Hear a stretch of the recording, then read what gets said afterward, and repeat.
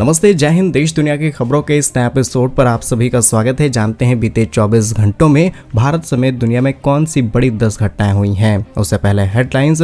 America ने अपने पड़ोसी देश मैक्सिको को भी अब अलग तरीके से धमकाना शुरू कर दिया है और हो सकता है भविष्य में मैक्सिको पर भी अलग तरीके से कार्रवाई की जा सके। ग्रीनलैंड विवाद को लेकर के अमेरिकी राष्ट्रपति ट्रंप ने अब यूरोपीय देशों को एक साथ धमकाना शुरू कर दिया है, क्योंकि सभी यूरोपीय देश अब एक साथ ग्रीनलैंड की सुरक्षा के लिए खड़े हो चुके हैं। फ्रांस, जर्मनी, डेनमार्क ने अपनी सेनाओं को भेजने तक का फैसला कर लिया है। संयुक्त राष्ट्र की तरफ से पर्यावरण संरक्षण के लिए इतिहास का नया अध्याय जोड़ा गया है और अब एक नया अंतर्राष्ट्रीय कानून बनाया जा चुका है, जो कि दुनिया के स्पेशल इकोनॉमिक जोन पर सीधा असर डालेगा। अमेरिका द्वारा ईरान पर हो रही कड़ी कार्रवाई को ध्यान में रखते हुए भारत के हाथ से जैसे ही चाबहार पोर्ट जाने की खबर सामने आई, वैसे ही भारत ने अमेरिका के साथ नए तरीके से नेगोशिएशंस करने शुरू कर दिए हैं। ब्रिक्स देशों की एक बहुत ही इंपॉर्टेंट मिलिट्री एक्सरसाइज जो कि दक्षिण अफ्रीका के अंदर होने वाली थी, इसमें ब्रिक्स देश के सभी मेंबर पार्टिसिपेट करते। भारत भी यहां पर पार्टिसिपेट करने वाला थे, लेकिन भारत ने इस मिलिट्री एक्सरसाइज से दूरी बना ली है। वहीं WHO की तरफ से हेल्थ चेतावनी जारी की गई है। बर्ड फ्लू का एक नया वेरिएंट इंसानों के लिए खतरा बन सकता है और इसके लिए कुछ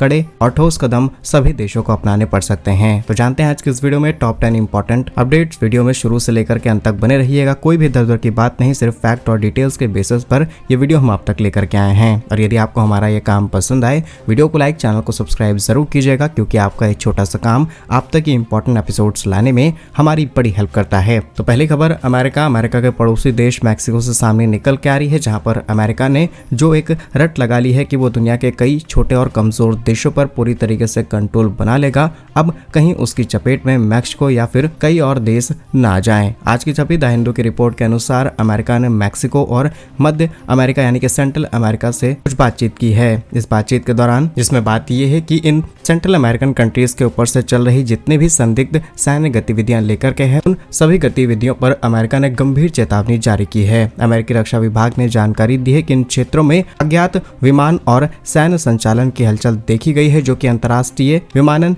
नियम का उल्लंघन है। अमेरिका को संदेह है कि इन गतिविधियों के पीछे विदेशी ताकतें यानी कि शक्तिशाली देश यानी कि रूस और चीन हो सकते हैं, जिनके कुछ बेसेस, जिनकी कुछ सीक्रेट एजेंसीज सेंट्रल अमेरिका के साउथ अमेरिका के कंट्रीज के अंदर पॉसिबल हो सकती हैं और वो अमेरिका को काउंटर करने के लिए या फिर अमेरिका के नेक्स्ट स्टेप को काउंटर करने के लिए एक्टिवेट हो चुकी हैं। और जैसे ही अमेरिका ने अपनी ये चेतावनी जारी की, उसके तुरंत बाद मैक्सिको और सेंट्रल अमेरिकन देशों के बीच एक बहुत ही सीक्रेट और इमरजेंसी बैठकें शुरू हो चुकी हैं। अमेरिका ने स्पष्ट किया है यदि सैन्य गतिविधियां अमेरिकी सीमाओं के करीब आती हैं तो अमेरिका किसी भी तरीके से शांत नहीं बैठेगा और जो भी विमान दिखेंगे उन्हें तुरंत साफ कर दिया जाएगा। अब इसमें नागरिक विमानों को भी निशाना बनाया जा सकता है। इसके लिए सारे क्लियरेंस अमेरिका के साथ पहले ही इन देशों को बनाने पड़ेंगे। दूसरी अपडेट ग्रीनलैंड विवाद से सामने निकल के आ रही है, जहां पर अब ये कंडीशन इस तरीके से हो चुकी है कि ग्रीनलैंड को लेकर के पूरा यूरोप ग्रीनलैंड के साथ खड़ा है। तो वहीं दूसरी तरफ है अमेरिका, जिसके पास बड़ी फाइनेंशियल पावर है, जिसके पास मोटे हथियार हैं और अब सभी यूरोपीय देशों की एकता को देखते हुए ट्रंप ने यूरोप को धमकाना शुरू कर दिया है। राष्ट्रपति डोनाल्ड ट्रंप ने आज सुबह अंतर्राष्ट्रीय समुदायों को कड़ी चेतावनी दी है कि ग्रीनलैंड पर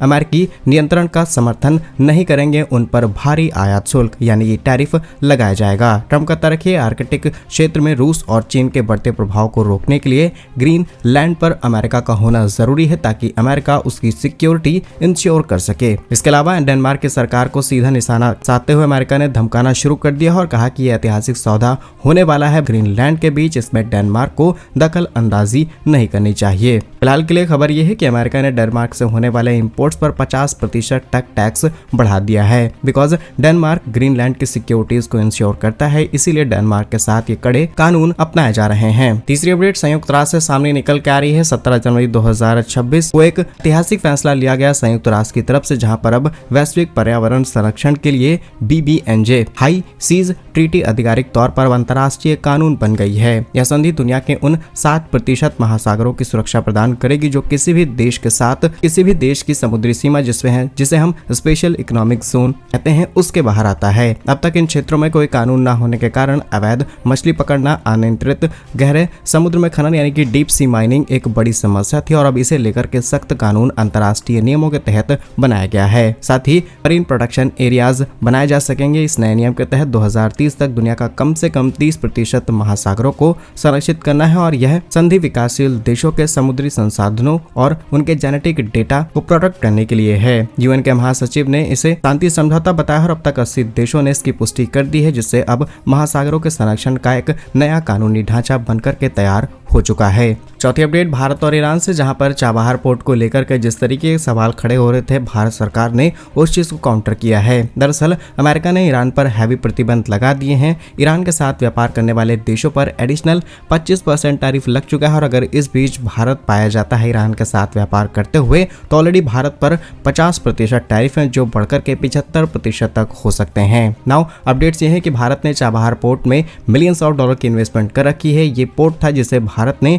ईरान के सभी प्रतिबंधों से भी लड़कर के अमेरिका से अपने कंट्रोल में लिया था अगले 10 सालों के लिए, और आगे चल के भारत इस डील को एक्सटेंड करने वाला था। फिलहाल ये सिर्फ एक पोर्ट भारत के लिए व्यापार का जरिया नहीं, बल्कि इस पोर्ट का इस्तेमाल करते हुए भारत सेंट्रल एशिया तक कनेक्टिविटी बनाता था। साथ ही ईरान और पड़ोसी देश पाक जैसे इन पर नजर रखने के लिए भी हम इसे इस्तेमाल कर रहे थे। लेकिन ईरान के ऊपर लगे तमाम प्रतिबंधों के बाद भारत के लिए यहाँ पर चैलेंजेस बढ़ चुके हैं और खबर यह है कि भारत ने स्पष्ट कर दी है कि वह स्ट्रेटेजिक रूप से ईरान के चाबहार प्रोजेक्ट को नहीं छोड़ेगा। यह बयान तब आया है जब ईरान पर अमेरिकी प्रतिबंधों की छूट सैंक्शंस बैरियर समाप्त होने के करीब है। भारत इस समय अमेरिका के साथ एक मीडियम रास्ता निकालने की कोशिश कर रहा है और अगर बातचीत से समाधान हो जाता है तो ठीक, नहीं तो शायद ये प्रोजेक्ट भारत के हाथ से फिलहाल के लिए जा सकता है। पांचवी अपडेट ईरान से सामने निकल के आ रही है, जहां पर ईरान के अंदर चल रहे लगातार विरोध प्रदर्शन पर अब कुछ नए और रियल डेटा सामने आया है। ईरान के अंदर अंतिम विरोध यानी कि फाइनल अपराइजिंग को कुचलने के लिए सरकार ने अपने बलों का इस्तेमाल करना शुरू कर दिया है। कल उनके सुप्रीम नेता खamenei का बयान भी सामने निकल के आया था, लेकिन अब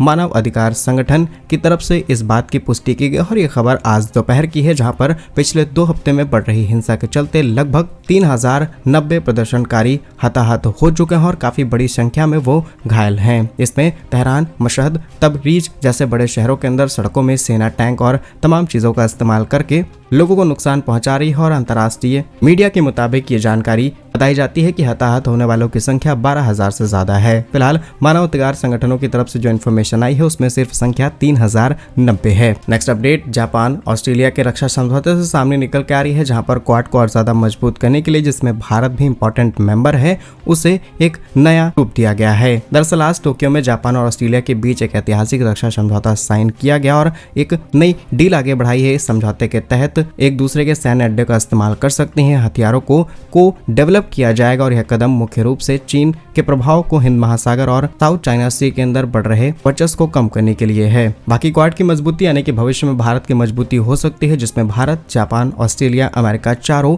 बहुत ही स्ट्रॉन्ग मेंबर्स हैं और इसे बनाए ही इसलिए गया था ताकि इंडो पैसिफिक को और ज्यादा मजबूत किया जा सके। नेक्स्ट इंपॉर्टेंट अपडेट इथोपिया मिस्र से सामने निकल के आ रही है, जहां पर इथोपिया मिस्र के बीच अब एक नया जल विवाद शुरू हो चुका है और ये विवाद नील नदी पर बढ़ रहा तनाव है। दरअसल नील नदी पर पानी के बंटवारे को लेकर के इथोपिया और मिस्र के बीच आज फिर से विवाद गहरा गया है। इथोपिया ने घोषणा की है कि वह अपने ग्रीन प्लांट इथोपियन डैम यानी जिसे हम GERD के नाम से जानते हैं, पानी भरने का अलग चरण शुरू करने जा रहा है। इसके जवाब में मिस्र ने अपनी अस्तित्व के लिए खतरा बताते हुए संयुक्त राष्ट्र सुरक्षा परिषद से हस्तक्षेप की मांग की है। मिस्र का कहना है कि बांध के कारण नील नदी का जल स्तर गिर जाएगा, इससे वहां की खेती और पीने के पानी की कई दिक्कतें पैदा हो सकती हैं। अब इस चीज पर ट्रंप प्रशासन का भी रिएक्शन सामने निकल के आया, जहां पर ट्रंप अब मध्यस्थता कराने के लिए एक और कदम आगे बढ़ा रहे हैं। शायद इन्हें एक आधा नोबेल और मिल जाए। नेक्स्ट अपडेट ब्रिक्स देशों की होने वाले एक बहुत ही इंपॉर्टेंट अभ्यास से सामने निकल के आ रही है। दरअसल दक्षिण अफ्रीका के अंदर ब्रिक्स देश मिलकर के एक नौसेना मिलिट्री एक्सरसाइज कंप्लीट करने वाले थे, लेकिन भारत ने इससे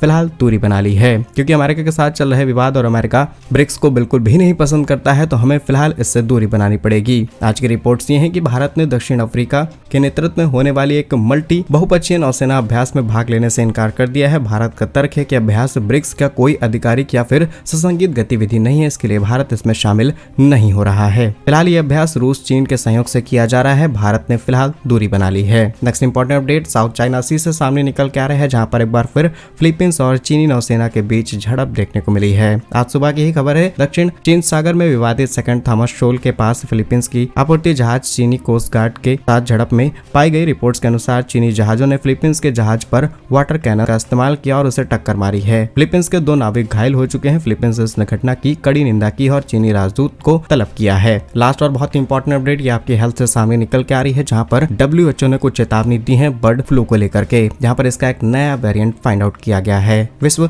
स्वास्थ्य संगठन, जिसे हम वर्ल्ड हेल्थ ऑर्गेनाइजेशन के नाम से जानते हैं, जिनेवा में प्रेस कॉन्फ्रेंस के दौरान इन्होंने H5N1 बर्ड फ्लू के नाम से एक नए अधिक संक्रमण वेरिएंट को लेकर के वैश्विक चेतावनी जारी की है। यह नया स्टोन कंबोडिया और वियतनाम के कुछ हिस्सों में पाया गया है, जहां इंसानों में इसके संक्रमण के मामले देखे गए हैं। WHO का कहना है कि यह वेरिएंट पक्षियों से इंसानों की तरफ बहुत तेजी से फैल रहा है और हो सकता है कि भविष्य में ये एक बड़ी महामारी बन जाए। तो ये थी दिन भर की टॉप 10 इंपॉर्टेंट अपडेट, जिन्हें जानना आपके लिए बेहद जरूरी था। इस एपिसोड पर आपके जो भी राय है कमेंट्स में जरूर लिखिएगा। भारत के ऐसे ही वीडियोस पाने के लिए वीडियो को लाइक, चैनल को सब्सक्राइब जरूर कीजिए। वंदे मातरम, भारत माता की जय।